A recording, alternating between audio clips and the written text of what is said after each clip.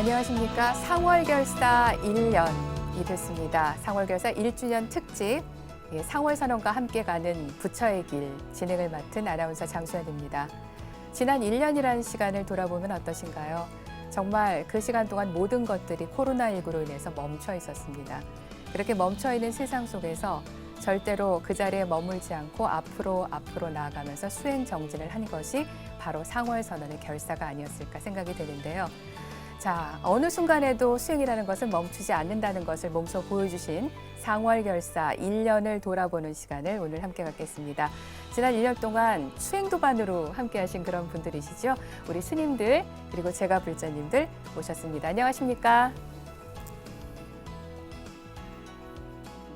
상월결사 1년을 돌아보면은 사실 한국 불교가 어디로 나가야 할지 또 사부대중이 어떤 수행정진을 해야 할지 그렇게 참 많은 부분에 있어서 이야기를 나눌 수 있지 않을까 싶어서 오늘 5분을 모시게 됐습니다. 자, 1년을 다 기억을 하고 계신가요? 한번 본격적으로 시작하기 전에 저희가 상월선언이 걸어온 1년을 좀 정리를 해봤습니다. 함께 하시죠. 2019년 11월 4일 상월선언 봉불식 현판식. 지도에도 나오지 않는 위례 상월선언에 석조열의 부처님을 모시고 현판식을 가졌다. 서리를 맞으며 달을 벗삼는다는 상월선언 동안거 천막결사의 본격적인 시작이었다. 2019년 11월 11일 기해년 동안거 상월선언 천막결사 입제. 여기 이 자리에서 내 몸은 말라버려도 좋다. 가죽과 뼈와 살이 녹아버려도 좋다. 어느 세상에서도 끼어든 저 깨달음이 이르기까지 이 자리에서 죽어도 결코 일어서지 않으리라.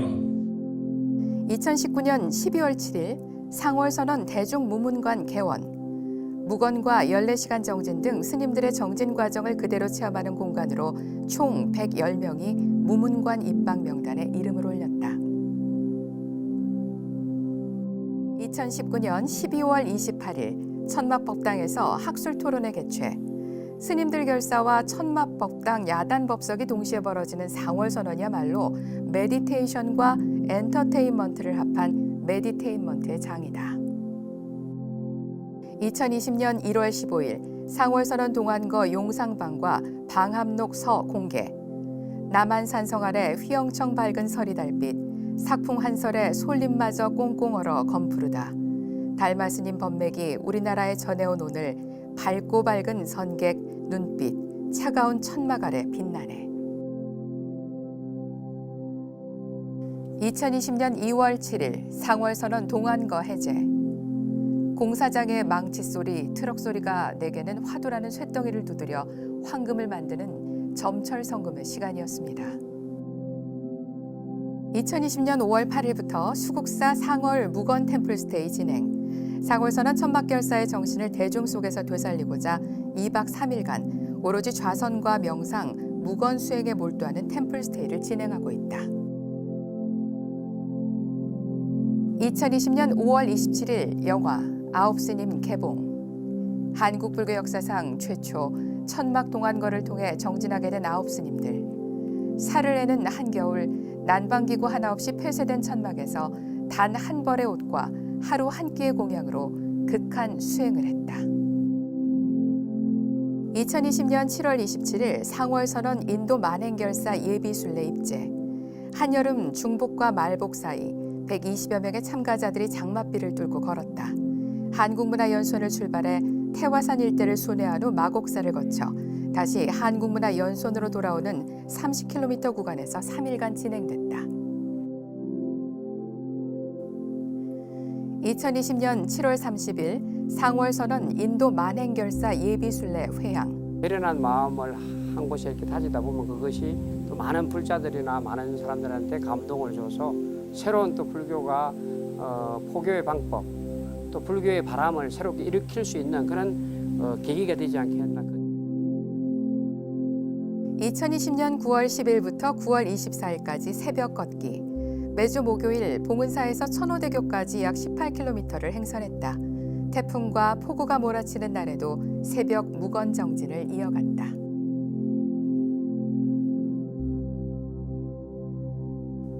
2020년 9월 11일 상월 달빛 걷기 시작. 상월 선언의 정신을 잇기 위해서 상월 선언 동안거 결제일인 11월 11일에 맞춰 매월 11일 진행하고 있다. 2020년 10월 7일 상월 선언 불교 중흥 국난극복 자비순례 입제. 대구 팔공총림 동화사 통일대불전에서 입제식을 봉행한 후 결사대중 82명을 포함한 120여 명의 순례단이 대장정에 올랐다. 2020년 10월 15일 상월 결사의 시대적 의미와 과제 세미나 개최. 상월 선언의 결사는 중생을 찾아가는 불교로의 전환을 선언하는 것으로 해석됩니다. 2020년 10월 26일 상월 선언 만행결사 자비순례단 서울 봉은사 보우당에서 자자 봉행. 부처님 뜻에 따라 차별 없이 만행결사를 했습니다. 앞으로 미래의 불교는 차별이 없는 세상을 누구와 함께? 사부대중과 함께 만들어가야 됩니다. 2020년 10월 27일 상월선언 만행결사 자비순례 회향. 21일간의 대장정을 마무리하다. 동화사에서 봉은사까지 사부대중 모두가 500km를 걸어 기류에서 먹고 기류에서 자며 국민의 아픔과 고통에 가까이 다가서는 보살 행원을 이루고자 했습니다.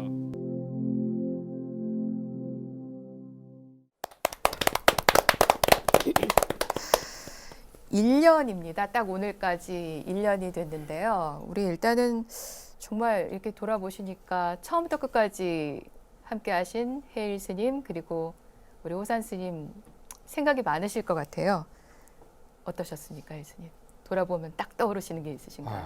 예, 정말 1년간 그렇게 결사를 겨울이 추울 때 9분의 스님들을 모시고 저는 외워하는 입장에서 지냈습니다만 참 그 안에 있었던 일들이 지금 물어보는 질문한 이 순간에도 주마등같이 스치고 지나가네요.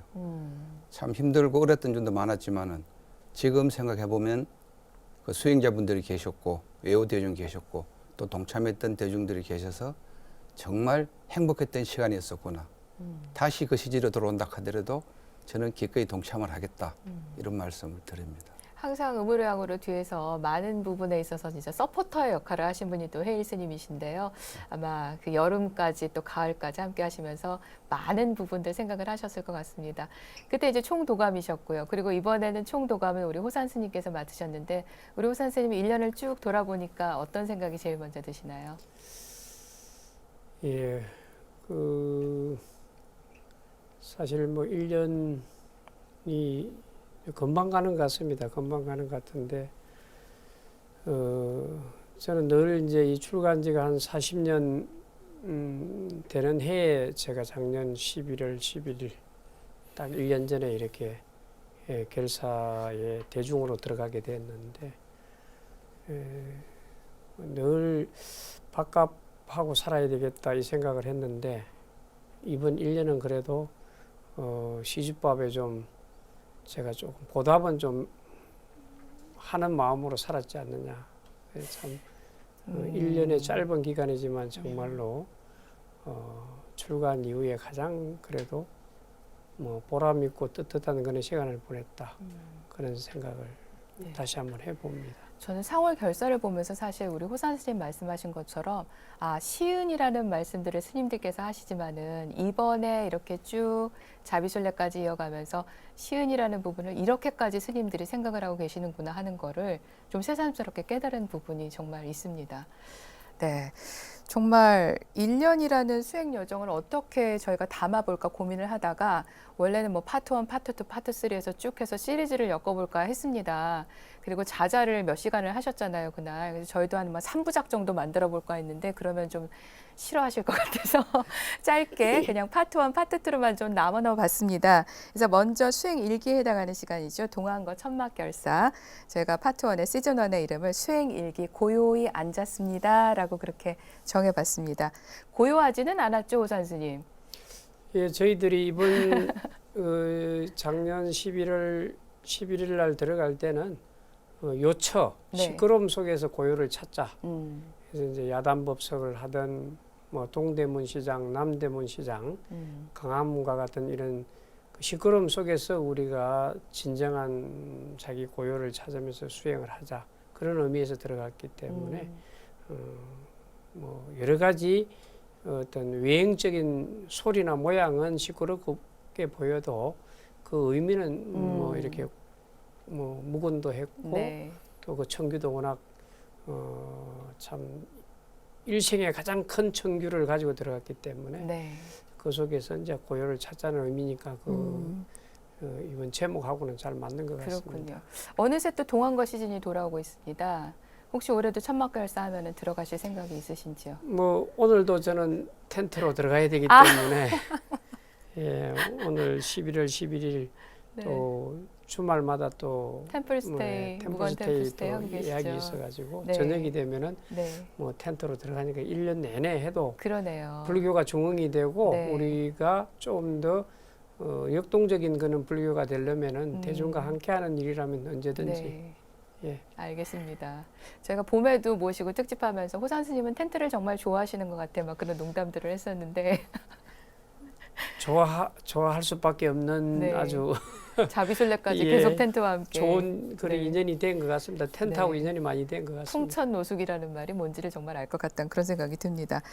그 우리 혜인 스님께서는 제가 그 작년 겨울에 인터뷰를 했을 때 차라리 내가 들어가는 게 마음이 편할 것 같다. 너무나 밖에서 마음이 힘들다라는 말씀을 하셨던 기억이 나거든요.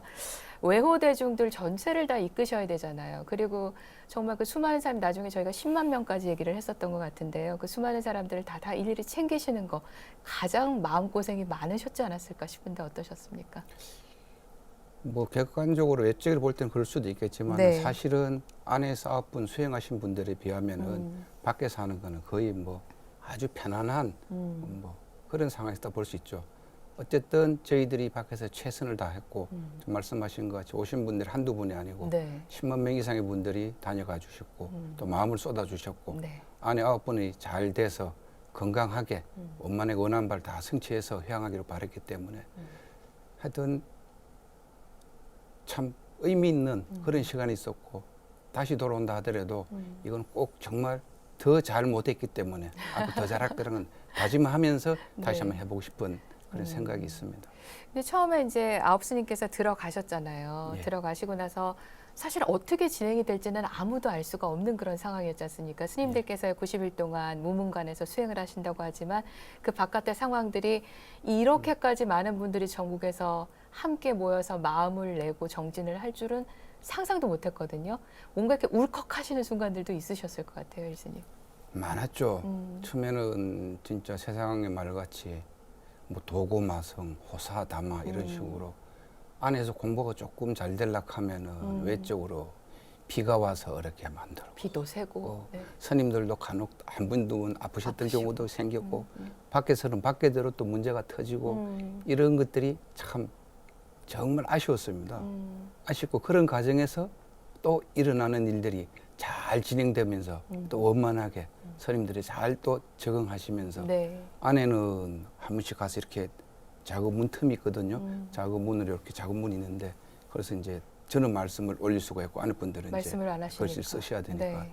그런 건 쳐다볼 때 한 분 한 분 정말 수행이 정말 되어가고 있구나 그걸 느낍니다 보면 특히 눈빛에 네. 그리고 중에서 이제 친한 도반 스님들도 있고 선배 스님들도 계셨고 후배 스님들 계시는데 한 분 한 분들이 수행해서 나타나는 그 모습들 보고 아 진짜 이건 도반이 아니고 후배가 아니고 나한테는 영원히 모셔야 될 스승님들로 변해 있구나 그 짧은 시간에 그런 걸 보고 네. 참 많은 걸 느끼고 네. 매우 감사하고 앞으로도 그런 의미에서 다시 한 번 더 모실 수 있으면 참 좋겠다 생각을 합니다. 항상 뭔가 끝나고 나면은 그 다음엔 더 잘할 수 있을 텐데 그런 후회가 좀 있잖아요. 근데 상월 결사는 지금 계속해서 이어지고 있기 때문에 지난번보다 요번에 조금 더 잘하고 요번보다 다음에 또 조금 더 잘하고 그럴 수 있는 어떤 기회들이 주어져서 더 좋지 않나라는 그런 생각이 듭니다. 우리 유승 스님 그리고 주인식 회장님도 상월 그 천막결사 때 방문을 하셨던 걸로 그렇게 들었거든요. 우리 회장님은 어떠셨습니까? 그때 가서 보시고. 예, 저도 몇 번 갔었는데 네. 처음에는 되게 혼란스러웠습니다. 어. 아니 그 뭐 제가 아는 그런 기본 상식하고 그렇죠. 선언에서 딱 이렇게 그런 언급하게 하시는 부분하고 모습과. 뭐 혼란스러웠습니다. 그런데 차츰 이제 그 부분이 이해가 되고 나중에 그 영화를 보고 네, 확실히 제가 이해를 하게 됐습니다. 영화를 보시고. 예. 예, 저도 상월선은 방문했었었는데요. 네. 저는 이제 다른 분들하고는 좀 다른 각도에서 뭉클하고 벅차오른다고 네. 할까요? 그런 감정이 일어났었는데 왜 그러냐면 그 상월선은 천막 결사를 한 그 부지가 네.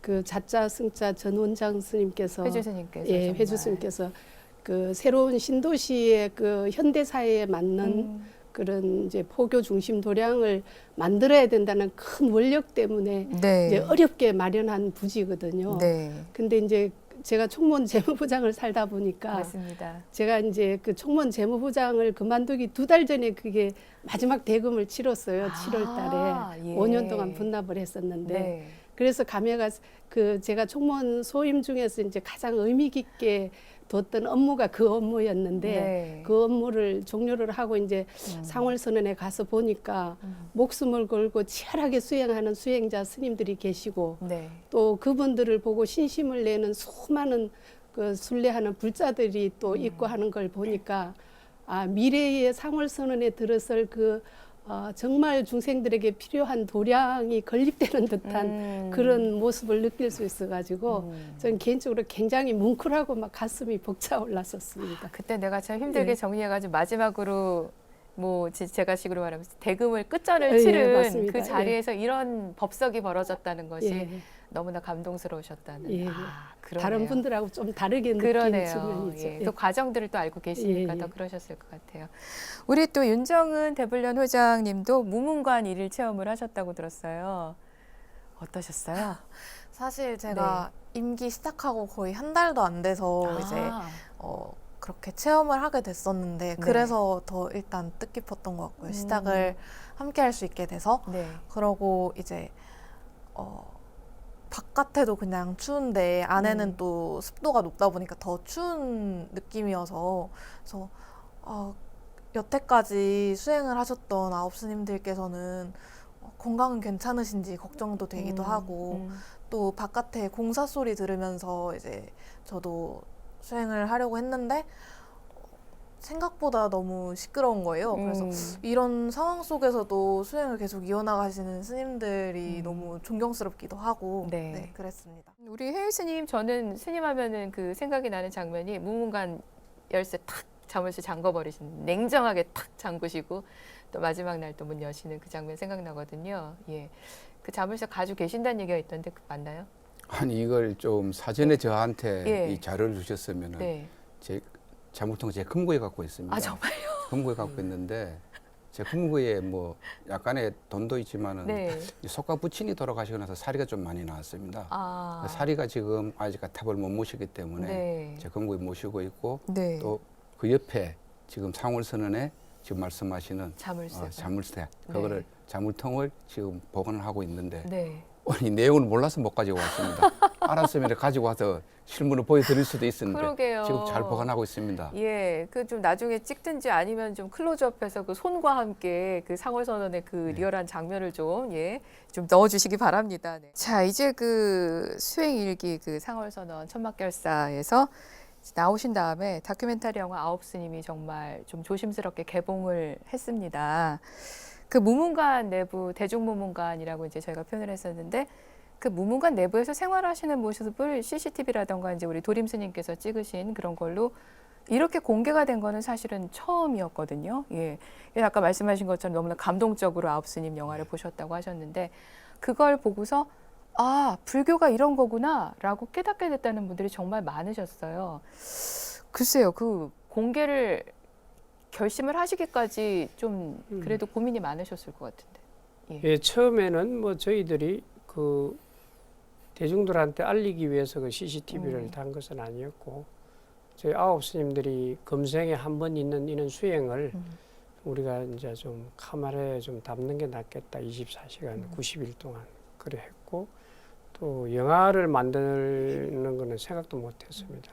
예, 또 아홉 스님 중에 나는 영화에 찬성을 하지 않으면은 영화 만드는 것도 그렇게 뭐 생각해 본 적은 없었는데 이렇게 이제 그 많은 또 대중들이 더 궁금해하고 또 이것을 영화를 통해서 불교가 좀 더 4대 결사를 외쳤던 그런 것들이 함께 할 수 있는 어떤 그런 공감대 형성을 했으면 좋겠다. 그리고 상월선언을 10만 대중이 왔지만 못 온 분들도 사실을 우리가 많이 설명하기가 굉장히 어렵더라고요. 예를 들어서 지금 우리 이번에 자비순례에 동참한 분들 중에도 영화를 저희들이 잘 만들었다 생각하는 거는 이 자비순례에 동참한 분들은 상월선언에 와보지도 않은 스님들도 동참을 했습니다. 그 스님들이 왜 여기에 자비순례에 동참을 했냐 이렇게 동참 인연을 물어보니 또 영화를 보고 뭔가 감동이 와서 여기에 또 함께 하게 됐다는 그런 뭐 자비순례 이렇게 자자회 때 이런 이야기를 듣다 보니까 영화는 또 잘 만들었구나. 또 그런 또 방송 생각- 포교를 하는 것만큼 예. 어떻게 보면 영화를 통한 포교도 이번에 좀 힘이 대단하지 않았나 그런 생각이 듭니다. 우리 그럼 유승수님께서는 그 영화 보셨죠? 아홉스님. 예, 맞습니다. 어떻게- 저도 한 3번 정도 세번 보셨어요? 본 것 네. 같은데요. 이제 가볍게 제 기분을 말씀드리면 참 부럽다 이런 느낌이 우선 먼저 들었고 왜냐하면 이제 저도 선방 다닐 때 무문관 수행을 하고 싶었던 적이 있었거든요. 근데 이제 그걸 못했는데 비고 9분 스님들이 무문관 수행을 하는 걸 보니까 참 저분들은 전생에 그 수행복을 많이 지으신 분들이구나 하는 생각 때문에 굉장히 부럽다는 생각이 먼저 들었고 제가 이제 그 신도분들하고 몇 분을 같이 봤어요. 그 네. 영화를. 근데 그 보신 분들 중에 몇 분이 본인들도 다음 생에는 출가해서 수행자가 되겠다는 원을 세운 분이 있어요. 그래서 저런 결기 있는 그런 네. 수행자가 되고 싶다. 네. 이렇게 소원을 세웠다고 고백하는 분이 몇 분 계셨어요. 그래서 제가 그 말을 들으면서 아홉스님은 이것으로 평가가 끝났다 영화는 이게 이제 천막결사 이제 취지 자체가 수행하는 사람들을 보고 한 사람이라도 신심을 내는 사람이 있다면 그것이 이제 곧 불교 중흥의 기초가 된다 이런 말씀들을 하셨거든요. 그래서 수행하겠다는 그런 수행자가 되겠다는 서원을 세우는 사람들이 있는데 저 영화를 보고 그렇다면 이 영화는 성공한 영화다. 이제 제가 개인적으로 그렇게 평가를 하게 됐고요. 천막결사를 제가 개인적으로 의미를 두고 보는 것은 그 천막결사를 발휘하고 이끌어 오신 분 때문이거든요. 그게 왜 그러냐 하면 뭐 잘 아시겠지만 해주 스님께서는 평생을 이제 어쨌든 사판에서 종단을 위해서 일하신 분인데 그분이 수행하는 모습으로 불교를 바꿔보자는 그런 발언을 하신 거잖아요. 그래서 저는 그것을 이제 모든 수행자들이 불교 종단의 구성원들이 근본으로 돌아가자는 외침이시다. 저는 그렇게 평가를 했어요. 그래서 개인적으로 이 판에서 수행을 열심히 하시던 분들이 그런 발휘를 하셨다면 저 개인적으로는 감흥이 좀 덜했을 것 같은데 평생 사판에서 종단을 위해 봉직하시던 분이 수행을 외친 거기 때문에 저 개인적으로는 굉장히 천막결사의 그 수행 가풍에 대해서 깊은 의미를 두고 바라보게 됐습니다. 우리 유승수님께서 정리를 너무나 깔끔하게 해주신 것 같습니다. 정말. 자, 이렇게 아홉스님의 감동이 이렇게 많은 사람들을 발심하게 하고 그리고 서원을 하게 하고 그리고 만행결사로 또 이어지게 됩니다. 이 좌선에서 이제 일어서서 행선으로 넘어가게 되고 스승님들께서 모범을 보여주신 것을 바탕으로 해서 사부대중이 다 함께하는 평등수행으로 넘어가게 되거든요. 자, 시즌2, 파트 2로 넘어가 보겠습니다. 상월선언 만행결사, 불교 중흥 국난 극복, 자비순례에 대해서 얘기를 하는데요. 자, 시즌2 수행 2기는 걷고 또 걸었습니다. 라고 저희가 이름을 지어봤습니다. 누가 그런 농담을 했대요. 백두대간 순례를 하고 온 어떤 아이한테 걷는 게 힘드니 아니면 공부하는 게 힘드니 그랬더니 걷는 게 더 힘든다. 그래서 왜 힘드냐 했더니 공부는 하는 척하면 되는데 걷는 거는 걷는 척할 수가 없기 때문에 힘든다. 뭐 그런 얘기를 했다고 합니다. 우리 윤 회장님은 어떠셨어요? 걷는 척을 할 수가 없잖아요. 그렇죠. 네, 걸어야 되잖아요. 근데 그렇게 걸어본 게 처음이시죠? 평소에도 사실 걷는 걸 좀 좋아하긴 했었는데 이렇게 막 20km 넘게 30km 넘게 걸었던 적은 처음이었어요. 하루에 네. 발병도 힘드셨을 것 같은데 어떠셨어요? 네, 사실 중간에 발바닥에 좀 염증이 생겨서 좀 걷기 어려운 상황도 있었습니다. 네, 아까 말씀을 들어보니까 상월선언 천막결사가 회장이 대불련 회장이 되고 나서 한 달도 안 됐을 때 시작이 돼서 거기 일일 체험을 하는 아주 불연이 깊은 그런 모습을 보여주셨고, 우리 또 신도 회장이신 주 회장님께서는 10월 6일이었죠. 예, 취임식 하시고 바로 짐을 싸서 21일 걸으러 가셨습니다. 예, 엄청난 불연이신 것 같아요. 부럽습니다. 제가 그 복이 진짜 많은 것 같아요. 예. 그 7일날 그날 말고 취임식이 잘못됐으면 네네. 그 참석하고 싶어도 못 하잖아요. 날짜가 중간에 21일 하는 그 중간에 있다던가. 그렇죠. 예. 예. 그래 되면 못 하지 않습니까? 네. 그런 면에서 아주 기가 막히게 맞아가지고 제가 그 신청은 미리 했었거든요. 정말요? 네, 했는데 예. 조바심을 했었습니다. 그래서 안 맞을까봐. 6일날 그 취임식을 하고 네. 아주 기쁜 마음으로 갔습니다. 그날 이제 취임식하고 그 임원들하고 취임했는 임원들하고 같이 네. 그 저녁을 하기로 했는데 예, 그 부분은 예. 이제 양해를 구하고 네. 그날 아주 기쁜 마음으로 가서 아주 제가 복이 많다고 생각합니다. 그 두 번째 날인가 그 우리 금호강변을 이래 걸어가는데 새벽에 날이 이제 막 밝아오는데 네. 마침 금호강에 그 물안개가 좀 껴 있었고 그 갈대밭 사이로 난 길로 네. 예, 우리 저 행렬이 갔었습니다. 네. 우리가 7조라서 제일 뒤에 있는데 앞에 그 모습이 정말로 감동적이더라고요. 장엄하고. 대가사를 다 수하시고 그럼요. 스님들께서 간격을 다 예, 지키면서 그래서 걸어가시는 모습. 그냥 그 소리 없이 이래 가시는 모습 이런 부분이 정말로 감동적이어서 또 그거 자체도 아마 나중에 촬영이 됐으면 한번 보십시오. 정말 저한테는 와닿았습니다. 그래서 이제 그 감동적인 이면에 또 다른 부분이 저는 또 자꾸 저를 그 생각하게 만들더라고요. 어떤 부분이냐 하면은 저분들이 왜 저렇게 저 고생을 사서 하시는가. 그러니까요. 네. 제가 생각으로는 과연 그럴 이유가 있을까. 뭐 이렇게 이제 생각을 하다 보니 그 행렬에서 나오는 어떤 큰 뭐 함성이라 그럴까. 그냥 그 뭔가 예절해 하시는 또 뭔가 갈구하는 네. 그런 이제 함성 또는 뭐 아우성으로 이렇게 저한테는 왔다더라고요. 무건 속에서 느껴지는 네네. 그런. 그래서 저는 그 순례 내내에 그 부분에 왜 저분들이 여기서 저렇게 하실까. 그러면은 그 다음 단계로 저희는 사부대중인 한 사람인데 어떻게 해야 될까. 이런 부분에 계속 그 생각을 많이 하고 순례를 했습니다. 아마 가시기 전과 다녀오신 다음에 중앙신도 회장으로서의 어떤 그 일을 하시는데도 많은 또 시각의 차이가 있지 않으실까, 좀 그런 생각이 조심스럽게 드는데요. 예, 제가 그 27대 중앙신도 회장으로서 해야 될 정책 공약이 함께 제가 불자의 본분을 다하자입니다. 그래서 이 부분이 이번에 그 순례를 통해서 불교 중흥에 이바지할 수 있는 하나의 좋은 역할이다. 이런 쪽으로 제가 그 확신을 좀 스스로 했습니다.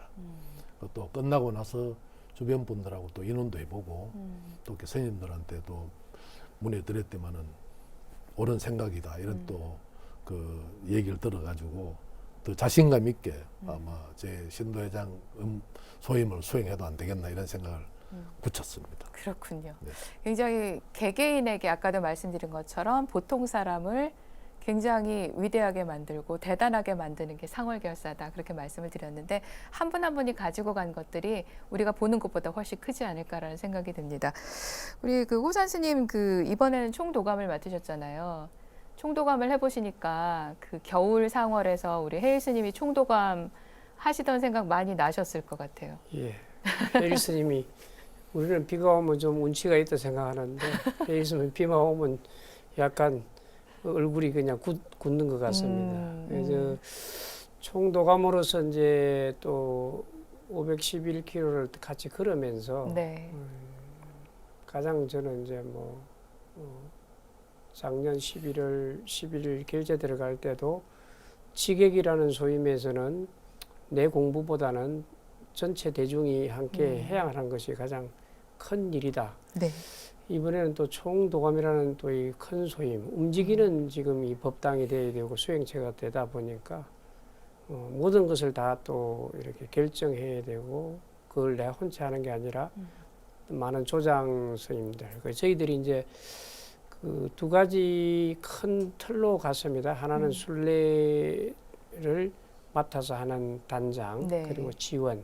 지원은 또 우리 혜일 스님이 또 네. 뭐 운영 좀 고문을 워낙 맡으셔서. 경험이 많고 네, 네. 그래서 이제 지원단에 우리 좀 이렇게 자문을 좀 하면서 뒤에서 보이지 않게 굉장히 많이 도와주셨어요. 그래서 많은 그 봉사자들 네. 그리고 또 공양팀 텐트를 치고 거두고 또 교통 예, 그 시작에서부터 해양까지 해양 끝나고도 계속 그런 그 스텝을 비롯한 모든 그 운영진들이 원만하게 운영돼서 해양할 수 있도록 그렇게 이제 그 전체적인 걸 또 결정해야 되는 그런 소임이고 또 그 전체적인 모든 사람들을 다 또 모셔야 되는 시봉을 해야 되는 그런 자리가 총도감 자리인데 네. 제가 이번에 이렇게 이제 올라오면서 느낀 것은 정말 우리가 이제 벼룩이 서말은 몰고 다녀도 스님들 셋을 어떻게 모시고 다니기 어렵다는 말이 있듯이 백명대중이 참 움직인다는 거는 정말 쉬운 일이 아니었습니다. 네. 근데 역시 이럴 때는 엄청난 뭐 참가자들의 어떤 원력도 있어야 되지만은 그 구심점이 있어야 되지 않느냐. 근데 그 구심점에는 그래도 해주신 자정 스님께서 한마디도 대중 앞에서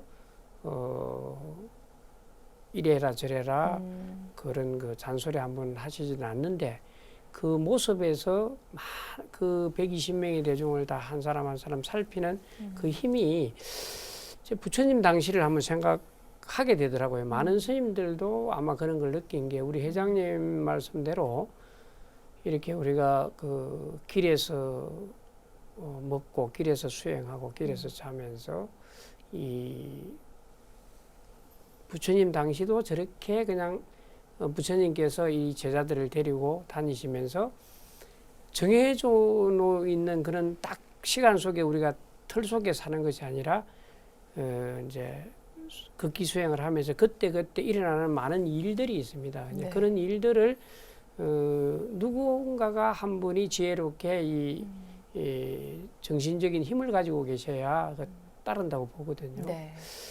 근데 이제 해주 스님은 그런 역할을 말씀은 안 하시지만 그런 역할을 해주셨어요. 말씀 안 하는 무언 속에서.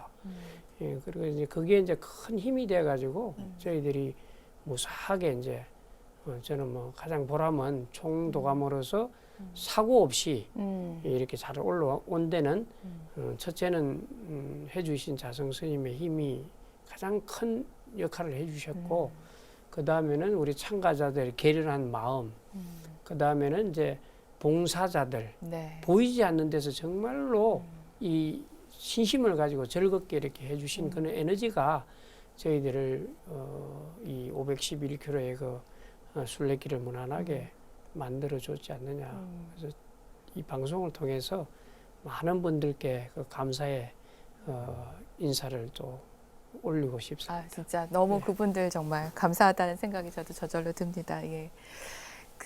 아마 우리 호산 스님 물론 많은 분들께서 같이 의논하시면서 하셨겠지만은 방금 전에 총도감, 1차 총도감, 2차 총도감 하셨기 때문에 우리 호산 스님의 고민거리를 가장 많이 또 이심전심으로 알아주셨던 게 우리 혜일 스님이 아니실까 싶어요. 어떠셨어요? 함께 하시면서. 당연하죠. 저는 예. 이번에 이제 호산 스님께서 총독을 맡으셨기 때문에 네. 저는 제 일이 서포트하는 일이잖아요. 음, 그래서 어쨌든 큰 그림은 조산 스님께서 딱 그래서 네. 이렇게 크게 다 가위를 쳐놨지만은 실상 아침에 일어나서 보면은 스님들은 출발하고 걷고 안 계시는데 아하. 그때부터 캐리어를 옮기고 텐트를 걷어야 되고 네. 또 텐트를 옮겨야 되고 아침에 가서 공양 준비를 해야 되고 아침에 또 나름대로 일들이 있습니다.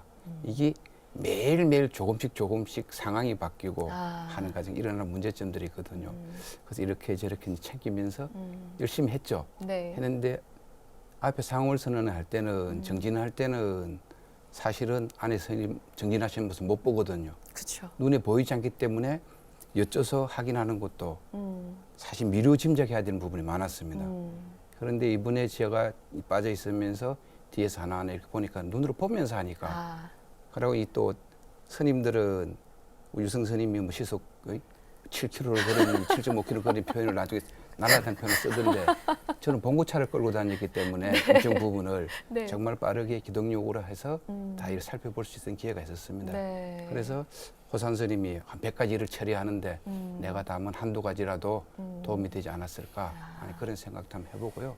처음부터 이렇게 우리가 정말 출가자답게 수행으로서 아니 출가자만은 사부대중 다 수행을 통해서 성불의 길로 가는 것을 상월선수 문문관에서 보이시고 지금 대중이 평등 속에서 사부대중 같이 성불의 길로 가는 것을 또 중생들한테 이익되게 유용하게 또 이렇게 같이 국난극복까지 포함한 이런 거 다른 거 보고 정말 놀랐는데 그러면서도 어떻게 이 가을에 비 한 방울 안 오고 이 코로나 감기 하나 코로나는 나도 감기한 적 없이 이렇게 깔 수 있는 거를 딱 당신이 그러시더라고 할 수 있으라고 딱 말씀하셨어요. 저는 이제 스님을 한 10년 이상 주모서 모시고 있었는데 당신이 할 수 있어 해봐 이랬을 때 한 번도 지금까지 안 이루어진 일이 없었어요. 이분이 지난번 상월선 하실 때도 당신이 하셨으면 되겠지. 내가 할 것만 하자. 이분에도 그런 생각으로 따라왔었는데 요번에 그 이제 진실을 보게 된 거죠. 보면서 마지막에 거의 마지막까지 왔어도 한 3, 4일 전에도 저희들이 이제 야영을 하는데 캠핑장에서 하면 이제 저희들이 드럼통에 불을 피워놓고 온 적이 있습니다. 그날은 12시에 걷는 날이 있었어요. 다른 때가 다 12시에 걷는 날인데 다른 분들 다 주무시는데 스님도 주무셔야지 가실 거 아니에요. 쉬어야지. 네. 저희도 쉴 수 있는 시간이 뭐 5시간, 6시간 한정된 시간인데 결국은 사람들이 11시 40분에 나오는데 당신은 11시 25분까지 주무시지 않고 누가 자는지 안 자는지 이 불을 제대로 끄는지 안 끄는지 외부에서 그때는 이제 또 일반 참가자도 있었거든요. 근두문도 80명에 일반 참가들은 와서 불편한지 안 한지 이런 거를 호 선생님 말씀 절대로 안 하시고 다 책임 살피시고 계시는 거예요. 도대체 이분은 잠도 안 주무시고 어떻게 사실 저희도 알고 있거든요. 무릎 관절이 안 좋다는 거. 건강도 안 놓은 상태에서 지금 소염제를 병원 약을 먹으면서도 그러시는데 이 잠까지 안 주무시고 어떻게 따라가지나. 그래서 이분은 정말 검생 진짜 보살이다. 이 중생들을 위해서 당신 한 몸을 내놓은 분이구나. 그래서 제가 뒤에서 살폈다는 거는 진짜 호산 스님 하시는 일에 한 1%, 2% 거들어 드린 거고 결국 이거는 큰 스님이 계셔서 끌고 나간 게 아닌가. 저는 그래서 제 할 일을 앞으로도 잘 찾아할 생각입니다. 제가 말씀을 듣다 보니까 서로를 일단은 믿고 따르고 그렇죠. 그리고 말씀하신 것처럼 리더라는 게 참 중요하구나라는 그런 생각을 하게 됩니다. 그리고 리더가 세상엔 여러 유형의 리더가 있죠. 시키고 뒤에서 물러앉아서 지켜보는 리더도 있고 그 다음에 함께 하는 것 같지만은 당신은 조금 다른 모습으로 하는 리더도 있는데 지금 겨울 상월부터 지금 가을 상월까지 한결같이 똑같이 하시는 거잖아요. 아까 걷는 척은 할 수 없다. 그 말씀 드린 것처럼 다 똑같이 걸으신 거잖아요. 그거를 항상 앞에서 누구보다도 항상 생기 있는 모습으로 그리고 무건 속에서 뭔가 가르침을 주시는 그런 것들이 아마 에너지가 돼서 모두를 이끌은 것이 아닌가 그런 생각이 듭니다. 우리 혜리스님 말씀처럼 정말 평등하게 다 같이 호산님 말씀처럼 이렇게 걸었는데요. 우리 그 전체 막내였다고 들었습니다. 우리 대불련 회장님께서. 네. 예, 그 막내라서 조금 뭐 혜택이 있으셨나요? 아니면 똑같이? 혜택은 없었고요. 네. 대신 이제 같은 조 보살님들도 되게 많이 챙겨주시기는 했는데 네. 걷는 건 다 같이 걸었고요. 그렇죠. 네. 걷는 건 내가 걸어야 되는 거니까.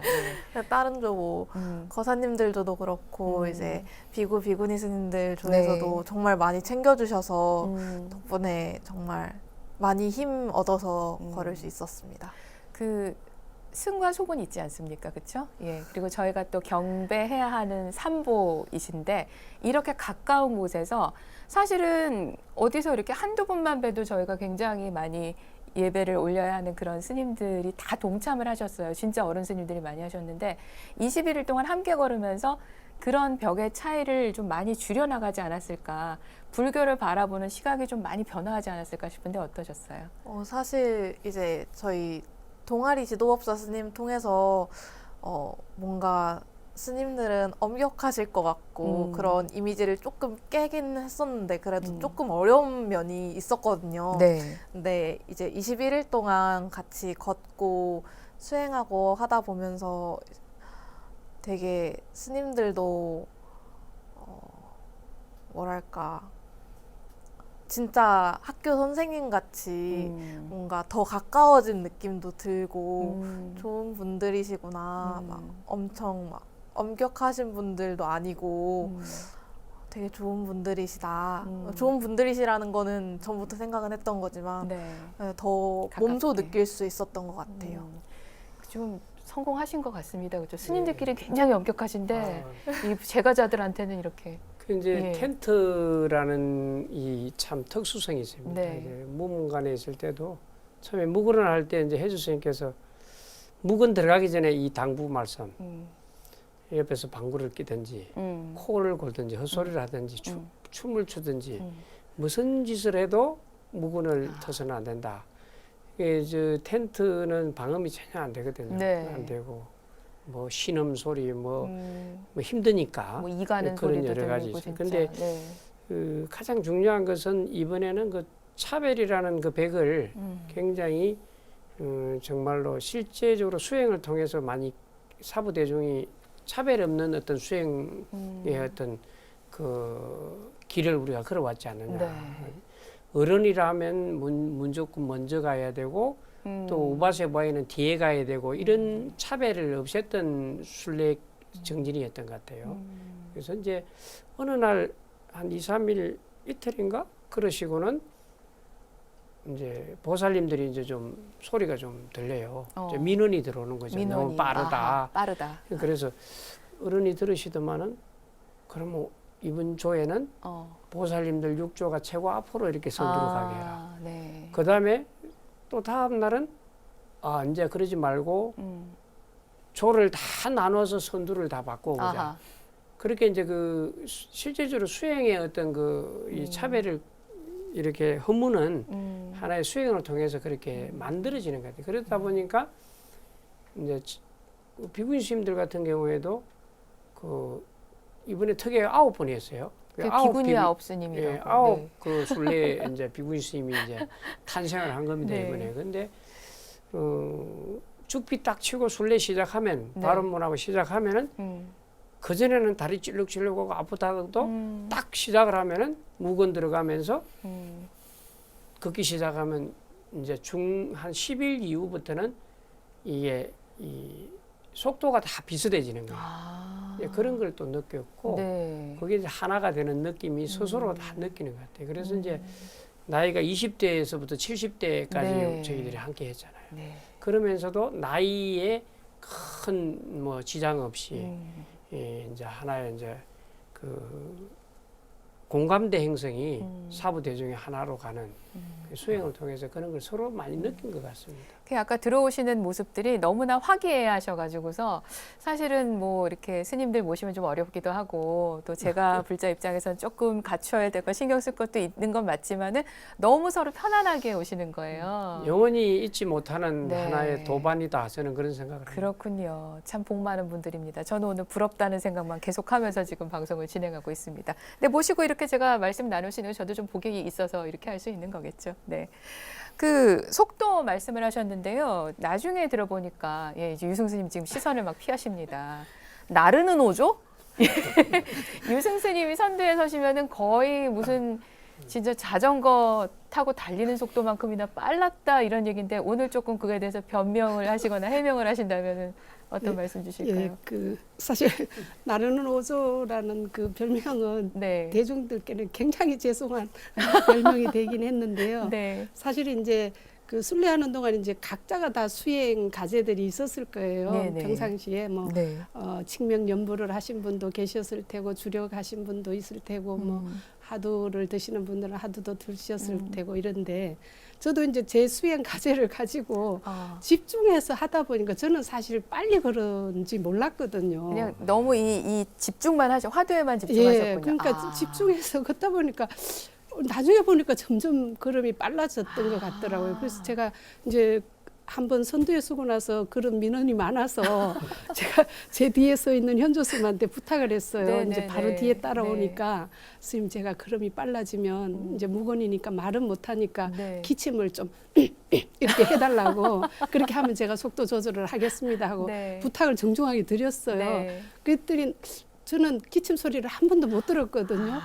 그런데 나중에 알고 보니까 늘 기침을 했다는 거예요. 뒤에 어머나, 따라오신 어머나. 스님은. 너무 화두가 성성하셨군요, 그래서 우리 제가 스님께서 진짜. 아 이게 내가 뭐가 잘못했었을까. 행선에. 네. 그래서 어쨌든 저는 이제 수행 과제를 가지고 너무 집중해서 하다 보니까 이제 자꾸 걸음이 좀 빨라졌던 것 같아요. 그래서 제가 자자회 때 참여했습니다. 정식으로 대중을 내롭게 한 죄를 발로 참여했습니다. 근데 그럼에도 불구하고 뒤에서 가셨던 그 다른 그 아홉 스님 예, 중에서 너무 감사하죠. 예, 그 예. 발톱이 또 빠져서 고생을 하신 분도 계시다고 들었는데요. 아까 우리 지금 호산 스님 말씀처럼 그 스님이 현조 제 스님. 바로 뒤에 계셨던. 그 하셨는데 네. 속도를 안 늦춰주셨던 그럼에도 불구하고 그 속도를 그대로 받아서 걸으셨군요. 10월 15일이었나요? 세미나가 있었던 걸로 들었는데요. 상월결사의 시대적 의미와 과제라는 제목으로 했던 세미나에서 동국대학교 그 황순일 교수가 그런 말씀을 하셨어요. 이 상월선언 만행결사가 간디의 소금행진 같다. 예, 맨 처음에 이제 소금행진 할 때 아무도 그 힘이 없는 그 밑에 민중들이 78명이 행진을 시작을 했는데 나중에는 6만 명이 넘는 사람들이 그 간디의 행렬을 다 함께 동참을 했지 않습니까? 지금 생각해보면 상월선언은 9분으로 출발을 해서 오해오대중 여러분, 거기에다 또 전국에서 오신 분들, 그리고 이제 자비순례까지 이어지면서부터 전국에서 정말 그때 뭐 동참자를 대충 세보니까 9,000분 정도가 된다는 얘기 들었는데요. 그리고 선생님 정말 여기서 땡스2 하고 싶은 분들 많으실 것 같아요. 길에서 만난 분들 많으셨죠? 네.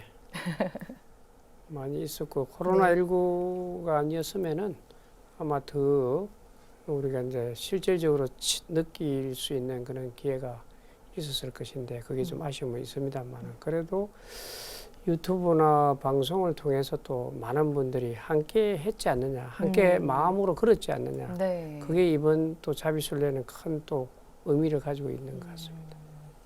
그 기억나는 분 혹시 있으세요? 그렇게 하루 왔던 분 또는 뭐 도움을 주셨던 분, 뭐 그런 분들 정말 많으셨다고 들었는데. 네. 뭐 정말로 이제 저희 기억나는 거는 같이 일일 체험한 분들이나 봉사하고 공양을 내신 분들도 기억나지만은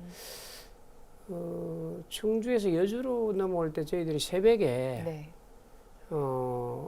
이제 새벽에 이제 한 1시간 반 정도나 이렇게 이제 걷다가 보면은 그 잠시 이제 화장실도 좀 가야 되고 좀 쉬어야 되는 그런 데가 있습니다. 근데 우리 이제 순례팀에서 이 코로나19 때문에 100명이 넘는 대중이 어느 장소를 우리가 이렇게 허락받기가 굉장히 어려웠어요. 그런데 정미소가 100년 된 정미소가 있었습니다. 네. 기억에 참 많이 남는데 그 정미소의 장소를 제공을 받았더라고요. 처음에 저는 아유 어디 다른데 좀 널널한데 하지 이 정미소에다가 이렇게 허름한데 이렇게 했나 이랬는데 그 정미소 사장님이 그 의자도 없는데 그 이렇게 그 이런 물건 받치는 그런 받침대를 다 이렇게 깨끗이 준비를 해놓고 또 화장실도 그렇게 뭐 아주 그 참 세련된 화장실이 아닌데도 깔끔하게 청소를 해놓고 사장이 직접 그 새벽에 나와가지고 스님들을 이렇게 쉬고 가게끔 이 해주는 그 마음을 정말로 어느 뭐 참 뭐 좋은 시설에서 좋은 의자에서 쉬게 하는 것보다 더 사부 대중이 그분의 그 정성을 이렇게 다 느꼈던 것 같고 또 그분이 이제 이렇게 합장을 하고 불자라는 이야기는 안 하는데 또 그 정미소에서 새로 이렇게 그 곡식을 이렇게 이제 쌀을 찧었던 것을 이렇게 햅쌀을 어른 스님께 또, 이제 예. 공양을 올리는 그 모습을 봤을 예. 때 참 우리가 순례를 잘했구나. 아, 예. 각 지자체 단체장이나 그 농민들이나 그 지역에 있는 분들이 예, 그 모습을 보고 와가지고 이렇게 하는 그런 일들이 굉장히 많이 있었습니다. 그 중에 가장 이제 이 정미소의 그 모습, 느낌, 네. 그것이 우리 순례에서 굉장히 좀 인상 깊었고, 아, 순례를 정말 여기에 참 동참하고 여기에 소임을 맡은 것이 참 정말 잘했다는 그런 감동도 가지게 됐고, 그 기억에 많이 남았습니다. 511km를 걸어오시면서 중간에서 만난 분들에게 지극한 마음으로 공양을 올리고 그러는 모습들이 어찌 보면은 부처님께서 만행을 다니실 때 지역에서 부처님을 뵙기 위해서 기쁜 마음으로 달려 나오던 우리 대중들의 마음이 아니었을까 그런 생각이 많이 듭니다. 아, 정말 앞으로도 계속해서 지난 1년처럼 불교계에 많은 활력을 불어넣어 주시기를 기대를 하고 있는데요. 인도를 좀 빨리 가셨으면 좋겠어요. 그거는 코로나19가 이제 종식이 돼야지만 가능한 거기 때문에 상월 결사가 인도 만행수레를 갈 수 있기를 발언하는 건 바로 이 모든 것들이 다 평화롭게 해결되기를 바라는 발언이 아닐까 싶은데요. 앞으로 계획 어떻게 가지고 계신지. 저희들이 이제 최종이라 하기보다는 어쨌든 인도 만행 결사라는 것을 이제 처음부터 이제 목적을 가졌고, 네. 예, 만약에 내년에 이제 계획을 하고 있습니다만은 그것이 여의치 못한다면은 아마도 이제 3보사찰 삼보사찰이요. 순례를 한 번 더 해야 되지 않겠나는 그런 생각도 하고 있습니다. 네. 예, 그래도 빨리 코로나가 극복돼서 내년에 예, 인도를 갈 수 있었으면 좋겠다는 네. 예, 그런 항상 바람은 하고 있습니다. 그 유승 스님 그 인도 무료 티켓을 받으셨다고 들은 것 같은데 어떻게 그렇게 당첨이 되셨습니까? 회주 스님께서. 그걸 이제 아마 제가 네. 그 출제자의 출제 의도를 정확하게 파악해서 그런 거 자자 아닌가 때 퀴즈를 푸셨다고 예, 들었거든요. 퀴즈를 풀었는데요. 예.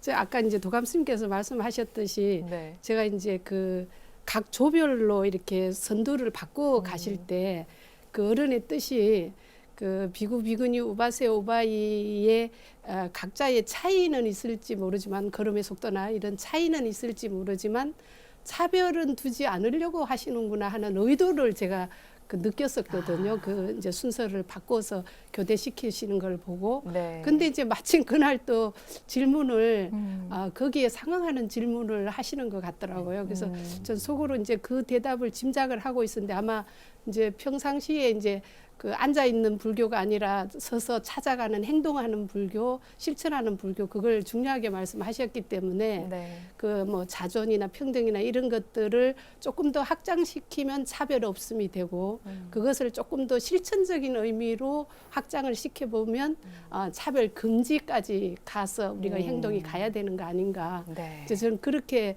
생각을 해서 법 앞에 평등한 걸로 끝나면 안 되니까 평등한 것을 뛰어넘어서 차별하지 않는 것이 우리가 도달해야 되는 목표이기 때문에 제가 그 의도로 질문하신 게 아닌가 싶어서 그렇게 답변을 드렸는데 그 딩동댕. 정답이라고 하셔서 무료 티켓을 받게 됐습니다. 그렇군요. 정말 네. 끝까지 오조하셔가지고서 다른 우리 비구니 스님들과 함께 인도 가셔야 되겠네요. 예. 유승 스님을 위해서도 코로나19가 빨리 종식이 돼서 우리 스님들께서 또 우리 제가불자들과 함께 영업하게 가시는 모습을 볼 수 있게 되기를 진심으로 바랍니다. 차별 없는 평등 수행이라고 말씀하셨는데 들어오기 전에 헤이 스님 말씀은 차별이 좀 있었다. 예, 어느 분들 텐트에서 주면 텐트 내드리고선 차에서 주무셨다고 이렇게 많이 좀 이렇게 뒤에서 정말 음지에서 음으로 양으로 많이 살피신 것 같습니다. 우리 혜수님께 네. 우리 뒤에서 고생하신 우리 혜수님께도 한번 박수 한번 보내드리고요. 네. 네. 자, 우리 많은 분들께서 이렇게 함께 하시면서 각자의 생각들이 있으실 것 같아요. 이제 마무리하면서 제가 아까 말씀드린 것처럼 자자하듯이 한 3시간 하고 싶지만 너무나 시간이 지금 아쉽다는 생각이 드는데요. 마지막으로 우리 또 방송 함께 하시는 분들께 한 말씀씩 부탁을 드리겠습니다. 어느 분부터 말씀을 하시면 좋을까요? 우리 대불련 우리 회장님은 일단 이렇게 상월결사에 관심 가져주시는 시청자분들, 청취자분들 진짜 너무 감사드리고 또 저희 청년 불자들도 미래 불교를 이끌어 나가기 위해서 정말 열심히 노력할 테니까 저희 대불련 많은 관심과 사랑도 부탁드립니다. 네. 그리고 우리 신도 회장님 네. 한 말씀 부탁드립니다. 예, 저는 이번에 그 사부 대중이 함께하는 그 불교 중흥 이런 부분에 대해서 우리 신도에 할 일이 확실하게 정해진 부분에 대해서는 그 굉장히 저한테는 아주 그 좋은 기회였다고 생각을 합니다.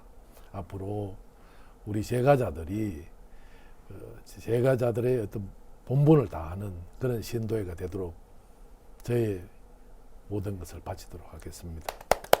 네.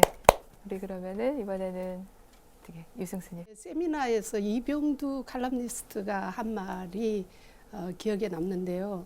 무슨 말씀을 하셨냐 하면 시작은 각자가 달랐으나 마지막은 같았을 것 같다는 그 말씀을 하셨어요. 그게 이제 제 경우하고 딱 맞는 말이었거든요. 왜냐하면 저는 그 인도 성지순례 간다는 작은 제 소원 성취 그거 발언을 가지고 이 결사에 참여했는데 불교 중흥과 극락국복이라는 대회가 펼쳐져 있어서 저도 모르게 그 대회의 소원 안에 함께 들어가게 되거든요. 그래서 이 방송을 보시고 상월선언 만행결사에 관심 가지시는 모든 분들이 중흥이 다른 데 있는 것이 아니고 각자가 맡은 바 자기 역할을 제대로 하는 것이 중흥이라고 정의되어졌기 때문에 스님은 스님답게 불자는 불자답게 신심을 내는 그런 계기가 됐으면 좋겠다는 간절한 제 바람과 소원을 말씀드리면서 인사 대신하겠습니다. 그러면은 우리 혜희 스님. 네. 상월선언 무문관을 거쳐서 이번에 이제 상월선언 만행까지 저희들이 참 많은 분들이 참여하셨습니다. 지난번에는 제 기억으로 한 10만여 분, 이번에도 한 10,000분 가까이 이렇게 직접 참여하시고 또 애호 대중으로서 또 이런저런 이유로 동참해 주신 분들이 많은 걸로 알고 있습니다. 특히 유튜브나 지금 우리 불교 방송을 통해서 이 관심을 가지고 성원을 보내주시고 응원해 주신 분들은 정말 많으시겠죠. 모두들한테 다 감사하다는 말씀 드립니다. 특히 이거는 누군가가 리더가 없으면 이루어지지 않을 일인데 해주 스님께서 이렇게 또 장을 만들어 주시고 동참 사부대정을 공의 평등하게 동참하게 해주신 해주 스님한테 감사드리고요. 또 동참해 주신 모든 불자님들, 설령 불자가 아니더라도 저희들 이 결사에 관심을 보여주시고 응원해 주신 모든 분들한테 감사드립니다. 앞으로 지금은 이렇게 2번에 했지만 앞으로 3번, 4번 어쩌면은 우리 중생 모두가 다 성불하는 그날까지 이 상월선언 결사가 쭉 이어져서 중생 모두 다 성불하는 그런 계기가 되기를 바라봅니다. 네. 만행결사 총도감이신 우리 호산 스님 말씀 부탁드립니다. 예, 저희들이 이제 한 21일 동안 511km를 걸어오면서 또 1년 동안 많은 일들이 있었습니다. 또 어려운 일도 있고 또 즐겁고 감동적인 일도 있고 이 속에 제가 함께 한다는 게 상당히 감사하고 고맙고 정말로 행운하다 이런 생각을 해봅니다. 저희를 이렇게 또 이런 야단법석을 만들어 주신 우리 해주 스님께서 중흥에 대한 정의를 이렇게 말씀하셨습니다. 각자의 맡은 바 소임을 다하는 것이 목숨을 걸고 지극정성으로 하게 되면 그것이 바로 중흥이지 중흥이 멀리 있는 것은 아니다 이런 말씀을 하셨는데 저는 이번 자비순례를 통해서 중흥에 대한 어떤 느낌을 조금 더 간절하게 느낄 수 있는 그런 좋은 기회가 됐다 생각이 됩니다. 카메라를 들고 취재를 하는 방송사, 또 신문사, 또 봉사를 하는 분들, 스태프진들, 또 공양을 오는 분들, 또 이 순례자의 그 주인공인 그 순례자 참가자들이 결국 각자가 가지고 있는 그 목적과 또 그 일들을 정말로 성실히 하다 보니까 결국에는 그것이 해양에 가서는 한 마음이 되더라는 것을 느끼고 불교는 이렇게 중흥을 해야 되겠다는 것을 보여주기도 했지만은 느끼게 된 그런 계기가 된 것 같습니다. 이 방송을 통해서 또 함께 하지는 않았지만은 함께 마음을 내주신 많은 시청자 또 청취자 여러분들 항상 감사하게 생각하고 앞으로도 불교가 중흥이 되고 공랑이 극복될 때까지 열심히 정진해 나가겠습니다. 고맙습니다. 정말 스님 말씀처럼 저희도 불교 방송이 1년 동안 이 상월 결사를 함께 할 수 있어서 너무나 감사하다는 생각이 들고요. 저희들의 본분사는 방송 포교입니다. 방송 포교를 열심히 함으로써 말씀하신 불교 중흥 그리고 국난 극복을 위해서 열심히 뛰도록 하겠습니다. 예, 함께 할 수 있게 해주셔서 감사합니다. 네. 감사합니다. 네. 자, 오늘 많은 이야기들을 나눴고 아쉽고 접어둔 얘기들도 있습니다. 하지만 그 수행은 멈추지 않는다라고 하는 것처럼 앞으로도 우리의 결사는 계속해서 이어질 것이므로 더욱더 발전되는 모습, 함께하는 모습, 더욱더 이웃을 보듬는 모습들을 보여드릴 수 있는 기회가 또 있을 거라고 믿고요. 그때 또 뵙고 좋은 말씀 듣도록 하겠습니다. 오늘 나와주셔서 정말 감사합니다. 고맙습니다.